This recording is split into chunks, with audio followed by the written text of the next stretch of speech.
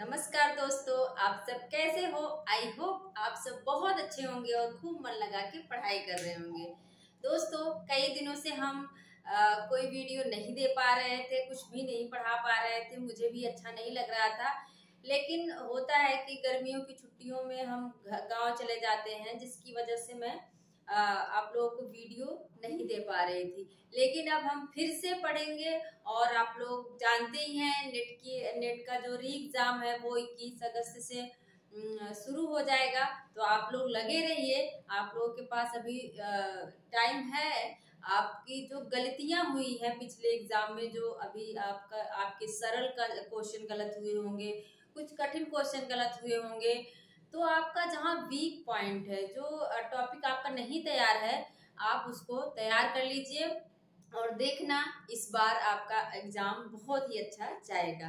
तो देखते हैं दोस्तों, हम समकालीन कहानीकार में कहानीकार पढ़ चुके थे और महिला कहानीकार पढ़ रहे थे। महिला कहानीकार में हम आज दो लोगों को पढ़ेंगे। एक है उषा प्रियंवदा और दूसरी है ममता कालिया। उषा प्रियंवदा, ममता कालिया इन लोगों की कहानियों को कालक्रम में बहुत पूछा जाता है और ये भी पूछ सकता है कि कौन सी कहानी ममता कालिया की नहीं है। तो आप लोग ध्यान से देखना। अब हम देखते हैं उषा प्रियंवदा। उषा प्रियंवदा की कहानी है, जिंदगी और गुलाब के फूल 61 में है, फिर बसंत आया 61 में ही है, एक कोई दूसरा छाछट कितना बड़ा झूठ। उषा प्रियंवदा, इसको आप लोग कैसे याद करेंगे। प्रियंवदा का मतलब होता है कि जो प्रिय बोले, जो अच्छा बोलने वाला हो, उसे प्रियंवदा कहते हैं। तो अगर कोई प्रिय बोलता है तो उसकी जिंदगी अच्छी रहेगी। कैसी रहेगी? अच्छी रहेगी, गुलाब के फूल की तरह। कैसी रहेगी? जिंदगी और गुलाब के फूल। अगर कोई प्रिय बोलता है तो उसकी जिंदगी कैसी रहेगी? जिंदगी गुलाब के फूल की तरह रहेगी और उसकी जिंदगी में हमेशा बसंत छाया रहेगा। कैसा रहेगा? बसंत छाया रहेगा। फिर बसंत आया, बसंत छाया रहेगा, एक कोई दूसरा और एक कोई दूसरा मतलब उसको सारे लोग पसंद करेंगे, एक कोई दूसरा उसको पसंद करता हुआ चला जाएगा। कितना बड़ा झूठ। और लास्ट में क्या होता है, वो जो प्रिय बोलता है, जो बहुत चिकनी चुपड़ी बातें करता है, वो क्या हो जाता है? कितना बड़ा झूठ। वो कैसा लगता है? बहुत बड़ा झूठा होता है। फिर से देखो, जो प्रिय बोलता है उसकी जिंदगी कैसी रहती है? गुलाब के फूल की तरह रहती है, जिंदगी और गुलाब के फूल। और उसकी जिंदगी में बसंत छाया रहता है और उससे बहुत सारे लोग जुड़ते जाते हैं, एक कोई दूसरा मिलता जाता है और लास्ट में उसका पता चल जाता है कि कितना बड़ा झूठा था, वो बस ऐसे ही मीठा मीठा बोलता था।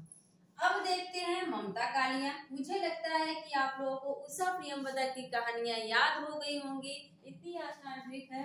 अब ममता कालिया की कहानी को भी ऐसे ही याद करेंगे। क्या है? छुटकारा। सीट नंबर 6 बहुत पूछा जाता है। सीट नंबर 6 78 में है।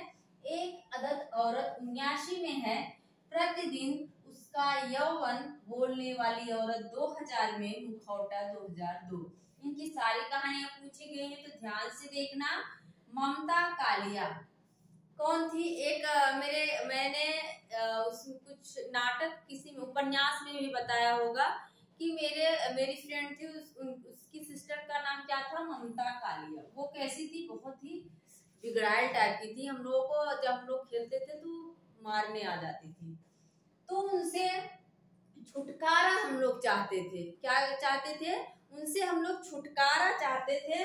और फिर छुटकारा कैसे मिलता है? वो सीट नंबर 6 पर बैठ के, मतलब ट्रेन में बैठ के चली जाती है। कितने पे? Seat number 6। और ऐसे भी याद कर सकते हो, कितने आदमी थे कालिया? तो 2 आदमी थे। यहाँ पे कितना बता रहा है? Seat number 6। यहाँ पे नंबर क्या कौन बताता है? कालिया।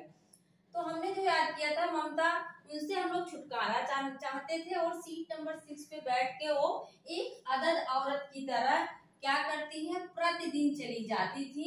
लेकिन फिर उसका यौवन, और वो बहुत बोलने वाली औरत थी, बहुत ही ज्यादा बोलती थी, कुछ लोग होते हैं बहुत बोलते हैं, तो क्या थी, बहुत बोलने वाली औरत थी। और बोलती कहाँ से थी, मुखौटा। उनका मुंह क्या था, मुंह नहीं बल्कि मुखौटा था, बहुत ज्यादा बोलती थी। फिर से देखो, ममता से हम लोग छुटकारा पाना चाहते हैं और वो सीट नंबर 6 पर बैठकर एक अरद औरत की तरह प्रतिदिन प्रतिदिन क्या करती थी, उसका यौवन, और वह प्रतिदिन बोला करती थी, बोलने वाली औरत थी। और बोलती कहाँ थी, मुखौटा से, मुंह से बोलती थी। इस तरह से क्या हुआ, दोनों की कहानियां, दोनों जो महिला कहानीकार हैं, उनकी कहानी को हमने याद कर लिया। ऐसे ही हम आपको ट्रिक के माध्यम से याद करवाते रहेंगे, रचनाओं को, तथ्यों को। मिलते हैं अगले वीडियो में। थैंक यू, धन्यवाद।